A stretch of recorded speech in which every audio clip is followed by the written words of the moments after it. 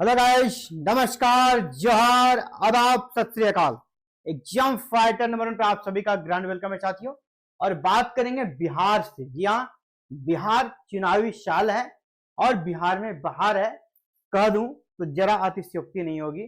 जी हाँ, बिहार में लगातार वैकेंसी आ रही है और फिर एक बड़ी वैकेंसी आपको देखने को यहाँ पर मिलने वाली है। और वो कौन सी वैकेंसी है? सीधे आपको एसोसिएट प्रोफेसर और प्रोफेसर बनने का यहाँ पर मौका मिलने वाला है। बिग ब्रेकिंग अपडेट है। चुनाव से पहले ये वैकेंसी आ सकती है। सिर्फ इंटरव्यू के आधार पर सिलेक्शन होगा। इनका जो नियमावली है, परिनियम बनकर तैयार हो गया है और इसकी नियुक्ति प्रक्रिया को भी Bihar state university service commission ही संपन्न कराएगा। तो चलिए सबसे पहले इस ब्रेकिंग अपडेट के बारे में जान लेते हैं। उसके बाद देखेंगे कौन कौन फॉर्म इसको भर सकता है। ठीक है, तो साक्षात्कार से होगी नियुक्ति। ये सिर्फ और सिर्फ इंटरव्यू के आधार पर आपका सिलेक्शन होगा। साक्षात्कार से होगी एसोसिएट प्रोफेसर और प्रोफेसर की बहाली। कहां पर भाई साहब? बिहार में। जी हाँ, बिहार में सिर्फ इंटरव्यू के आधार पर आप एसोसिएट प्रोफेसर या प्रोफेसर बन सकते हैं। परिनियम तैयार हो गया है, यानी नियमावली तैयार हो गया है। यहां पर एक क्या करे, BSHEC से सुझाव के साथ दी सहमति। यहाँ सहमति हो गया। अब राजभवन से मोहर लगने का इंतजार। अगला स्टेप क्या? राजभवन से बस मोहर लगना है और ये अप्रूव हो जाएगा और बड़ी वैकेंसी आपको देखने को मिलेगी। और ये जो वैकेंसी है ना, ये वैकेंसी साथ ही साथ इनडायरेक्ट रूप से अपकमिंग असिस्टेंट प्रोफेसर की वैकेंसी को भी प्रभावित करेगी, क्योंकि जो एसोसिएट बन जाएंगे ना, तो एसोसिएट प्रोफेसर का पद रिक्त माना जाएगा और वहां पर ज्यादा मात्रा में ह्यूज अमाउंट पे वैकेंसी आएगी। ठीक है, तो बिहार के विश्वविद्यालयों और कॉलेजों में एसोसिएट प्रोफेसर और प्रोफेसर की बहाली के लिए राजभवन ने परिनियम तैयार किया है।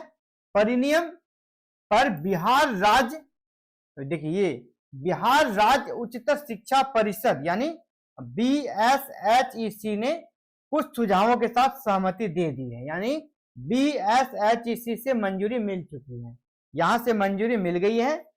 राजभवन मंतव्य के मिलने के बाद परिनियम पर मंजूरी देने जा रहा है। राजभवन बहुत जल्द मंजूरी दे देगा, क्योंकि ये उन्हीं के द्वारा तैयार किया गया, तो यानी उनको मंजूरी मिलना बिल्कुल तय है।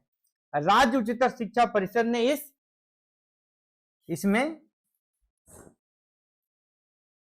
इस परिनियम पर क्या क्या बातें कही है उसको डिटेल्स में हम लोग यहाँ पे देखते हैं। नीचे आपको कुछ लाइन्स है, उसको देख लेते हैं। यहाँ पे इसने क्या कहा है, जो राजभवन है वो मंजूरी देने जा रहा है और परिषद ने परिनियम पर मंतव्य मई में दिया है। परिषद ने उम्र सीमा, वेतनमान और यूजीसी प्रावधानों के संदर्भ में बेहद जरूरी सुझाव दिए हैं। मसौदे के साथ मंतव्य राजभवन जा चुका है।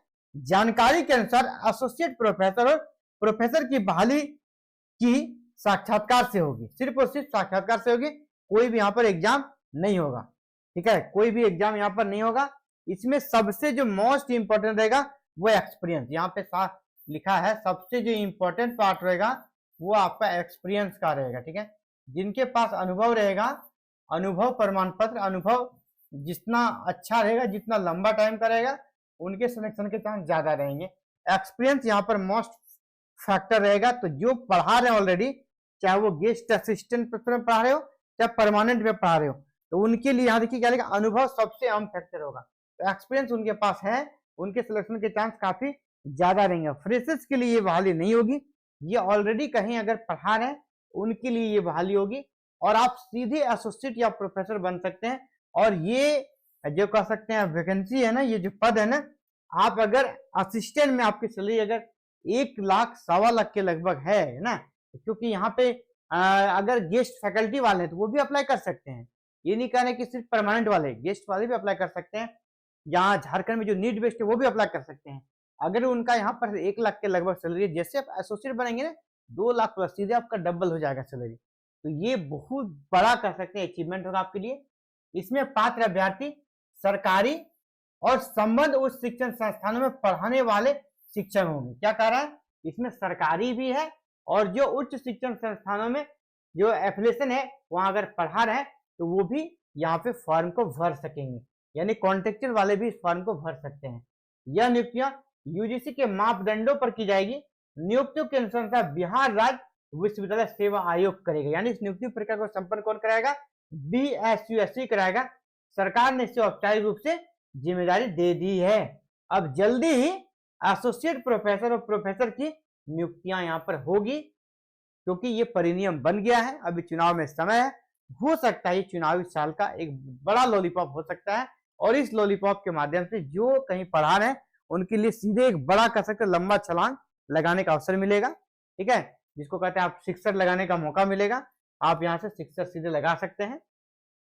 जानकारों के अनुसार 3 सहायक जो अब यहाँ पे पोस्ट होता है ना, वो कितना होता है वो यहाँ पे बताया जा रहा है। देखिए 3 सहायक प्राध्यापक यानी 3 असिस्टेंट प्रोफेसर पर एक एसोसिएट प्रोफेसर होता है, और 3 एसोसिएट प्रोफेसर पर एक प्रोफेसर होता है। समझ में आ रहा है? 3 असिस्टेंट प्रोफेसर पर एक एसोसिएट प्रोफेसर और 3 एसोसिएट प्रोफेसर पर एक प्रोफेसर होता है। तो इसी के अनुसार पदों की गणना होगी और उतने पदों पर ये वैकेंसी आएगी। इसके साथ ही मैं बताना चाहूंगा कि अगर योग्यता की बात करें तो वो आपके लिए जानना जरूरी है कि कौन यहाँ पर योग्य होगा। जैसे यहाँ पे असिस्टेंट प्रोफेसर के लिए जो योग्य है वो तो आप जान ही रहे हैं, उसका मैं लगातार अपडेट आपको देता रहता हूँ।